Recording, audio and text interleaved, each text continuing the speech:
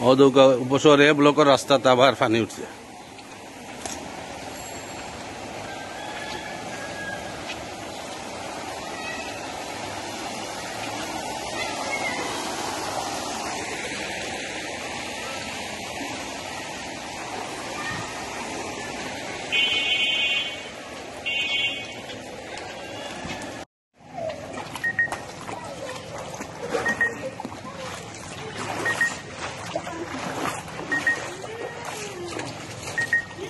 আবার বন্যা পরিস্থিতি ভয়াবহ রূপ ধারণ করছে।